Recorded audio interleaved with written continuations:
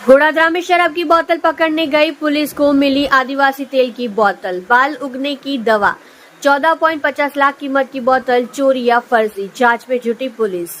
मूर्तिकार द्वारा शराब छिपाए जाने के संदेह में सूरत की गोड़ादरा में छापेमारी करने वाली पुलिस को गोदाम से आदिवासी तेल के नाम पर बेची जाने वाली बाल बढ़ाने वाली दवा की 14.50 रुपए की बोतलें मिली।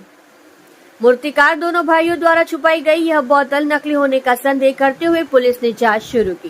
गोड़ादरा पुलिस सूत्रों के अनुसार मूर्ति कलाकार रोहित सोहराय प्रजापति द्वारा शराब की बोतल ऑर्डर करने की खबरों के बीच गोड़ादरा पुलिस ने आसपास के इलाके में प्रियंका सोसाइटी पर छापा मारा। रोहित के पास से 10 बियर की बोतलें मिली। पुलिस ने एक और मामला तब उठाया जब उन्होंने इस संदेह पर गोदाम की तलाशी ली और उसने शराब छिपा रखी थी। यहाँ से पुलिस को आदिवासी तेल की 3,350 बोतलें मिली जो बाल बढ़ाने की दवा बेच रहा था। बोतल को इस तरह छुपाया जाना संदिग्ध लग रहा था। शराब के साथ पकड़े गए रोहित ने जब बताया कि यह बोतल उसके भाई मोहित ने छुपाई है तो पुलिस ने इस युवक समेत 2 लोगों को हिरासत में ले लिया। गोड़ादरा पुलिस द्वारा दी गई अधिक जानकारी के अनुसार मोहित के पास यह बोतल थी बिना बिल के। 14.50 लाख कीमत की बोतलों को पुलिस ने 41(1)D के तहत जब्त कर लिया। बिना बिल के मिली भारी मात्रा जो बाल बढ़ाने की दवा के रूप में इस्तेमाल होने वाला आदिवासी तेल है, चोरी की है या नकली, यह फिलहाल पुलिस जांच का विषय है। अब सब इंस्पेक्टर JS रामानंदी ने आगे की जांच हाथ ली। 3 દિવસ પહેલા ગોડાદરા પોલીસ સ્ટેશનના ટીમને ઇન્ફોર્મેશન મળી હતી કે કોઈક જગ્યાએ પ્રિયંકા સોસાયટી છે ત્યાં એક જગ્યાએ બિયરની બોટલો છે અને એ પ્રકારનો પ્રોહી મુદ્દામાલ છે।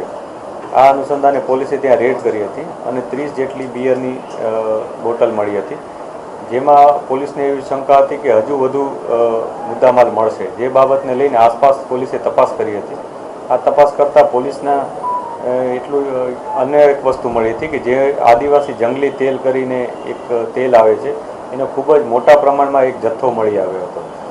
આ બોટલોની સંખ્યા કુલ 3,350 છે અને જે એની પ્રાઇસ છે એના ઉપર લખેલી એ મુજબ એની કુલ કિંમત થાય છે 14,50,000ની આસપાસ। આ તેલ વિશે અમે જ્યારે જે ત્યાં હાજર વ્યક્તિ હતો એને પૂછ્યું તો એણે જણાવ્યું હતું કે એનો ભાઈ છે અરવિંદ ઉર્ફે મોહિત, એની પાસે એણે આ વસ્તુ મંગાવેલી હતી। હવે એને કઈ રીતના મંગાવી એની અમે તપાસ શરૂ કરી હતી કે જેમાં પોલીસને જાણવા મળ્યું હતું કે એણે કુરિયર મારફતે કોઈ જગ્યાએથી મંગાવ્યું હતું। જે બાબતની તપાસ કરતાં પોલીસે સરથાણા બાજુ પણ ગયા હતા કે જ્યાંથી આ મુદ્દામાલ મેળવ્યો હતો, ત્યાંના મેનેજરને પણ બોલાવ્યા હતા અને વિગત મેળવી હતી। આ વિગત આ તેલ એણે કોની પાસેથી મંગાવ્યું હતું તે હજી હકીકત સ્પષ્ટ થઈ નથી, પરંતુ તેની પાસે કોઈ પણ જાતનો આ મુદ્દામાલ રાખવાનો કોઈ પુરાવો ન હતો, એની પાસે કોઈ બિલ પણ ન હતું અને પોલીસને આ એના જે વસ્તુઓ હતી એના બાબતે શંકા જતાં પોલીસે BNSSની કલમ 35(1)E મુજબ કાર્યવાહી કરેલ છે અને આ મુદ્દામાલ જપ્ત કરેલ છે। આમાં અમે જે મૂળ માલિક છે કંપનીના એનો પણ સંપર્ક કરી રહ્યા છીએ કે જેથી કન્ફર્મ થાય કે આ તેલ એ લોકોનું ઓરિજિનલ તેલ છે કે કોઈ ડુપ્લિકેટ છે। આ ઉપરાંત એનામાં કોઈ અન્ય કોઈ ગુનાહિત ઘટના છે કે નહીં એની પણ અમે અત્યારે તપાસ કરી રહ્યા છીએ।